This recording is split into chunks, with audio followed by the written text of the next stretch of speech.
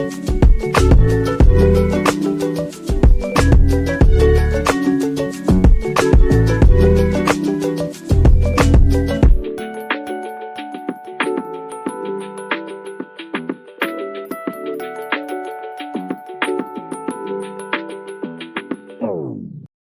have permission to get rid of things the easy way.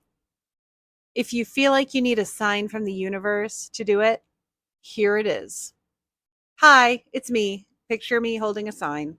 I recently had some trouble clearing out my garage. My somewhat simple goal to purge some old stuff that was taking up space proved to be harder than I'd anticipated.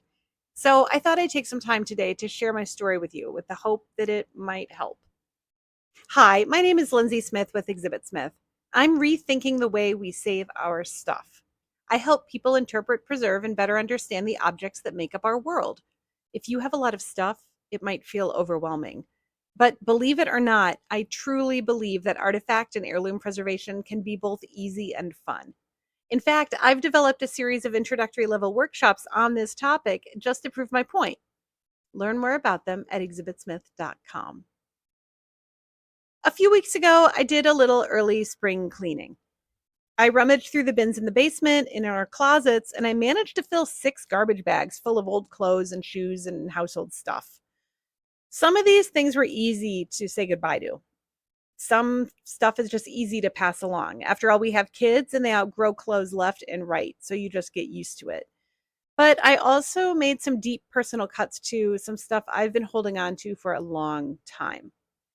I've moved a lot over the years, and after a while, I just started asking myself, why am I really holding on to it all?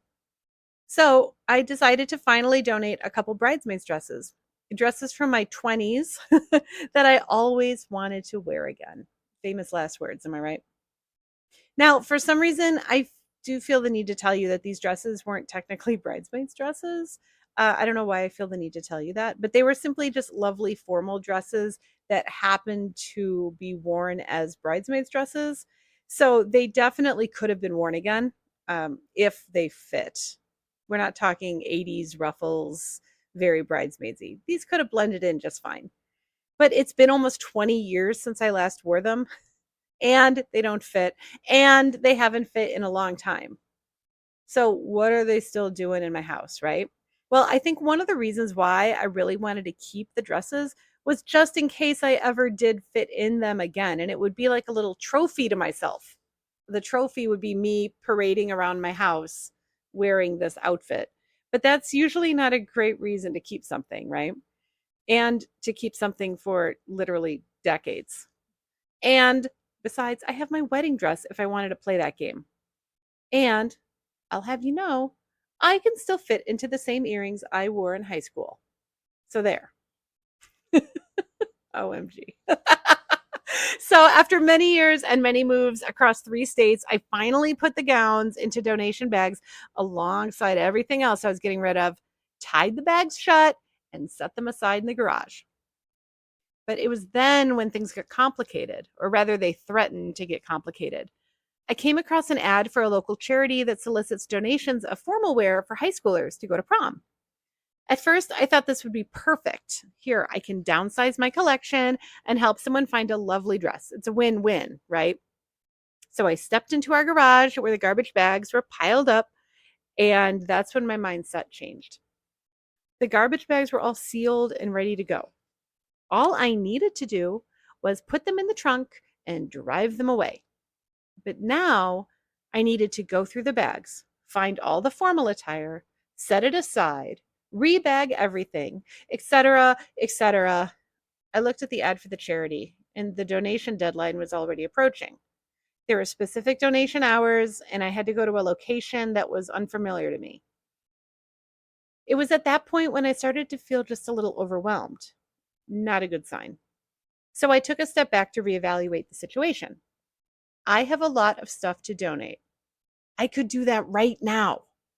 Or I could take a few extra steps to make sure that my donations go to an organization that really specializes in what I have to offer. I'm creating more work for myself in this latter scenario, but it'll be worth it, right? So I decided to set the donation bags aside until I had to, quote, deal with it. And that's why the bags sat there for 2 extra weeks, taunting me, reminding me that I now had more work to do before all the stuff could just leave my house. These extra steps were not something I needed in my life at that time in order to reach my cleaning goals. I just needed all of the stuff to be gone. And I've definitely donated to specialized organizations in the past, most notably an organization that provides business attire for individuals seeking employment. And for many years, I donated used books to a local book sale. These kinds of organizations are wonderful.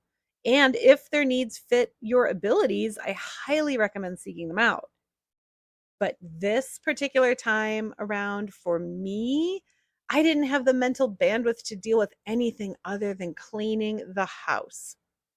And that's why I finally gave myself permission to ignore the formal wear charity solicitation. I ended up dropping everything off at one of those big old local donation repositories that takes all kinds of stuff. I crossed the extra tasks off my to-do list. I felt good about it and I moved on to the next project. Okay, I didn't just feel good about it. I felt guilty. But I also felt good because I'd made the decision and it was done. If you have items that you need to get out of your house and your end goal is to get them out of your house, don't create more work for yourself if it starts to stress you out or complicate things. I'd gotten so caught up with making things more complicated, even though my end goal hadn't changed much. And now I'm sure we could all have a very rousing conversation on what really happens to clothing after it's donated and the issues with fast fashion and all of that. Well, if you don't know what I'm talking about, I recommend Googling it, but be warned, it'll probably bum you out. But sometimes you don't need to bear the weight of the world on your shoulders.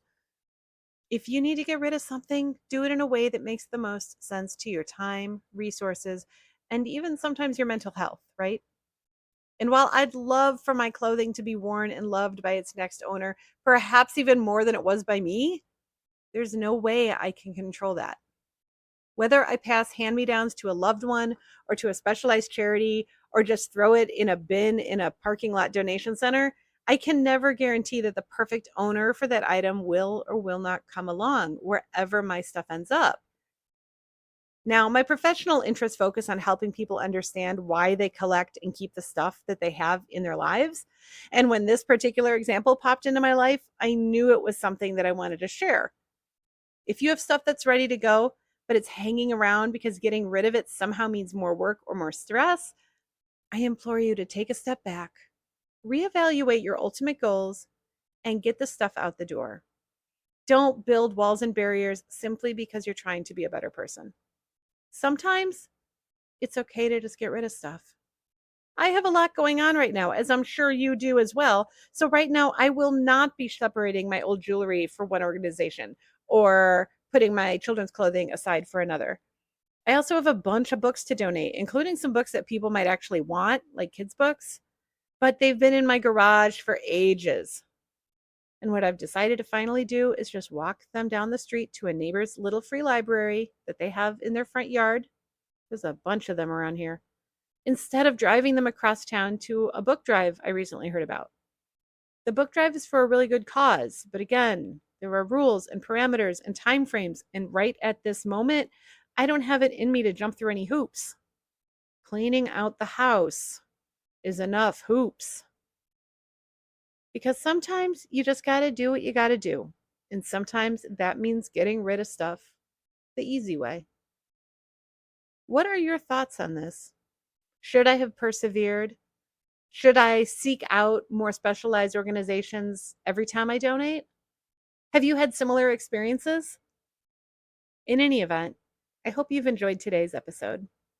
I invite you to subscribe to my podcast, and once again, you can see everything Exhibit Smith is up to at exhibitsmith.com, including grabbing yourself some free downloadable resources. Thank you for listening. I'm already looking forward to the next episode.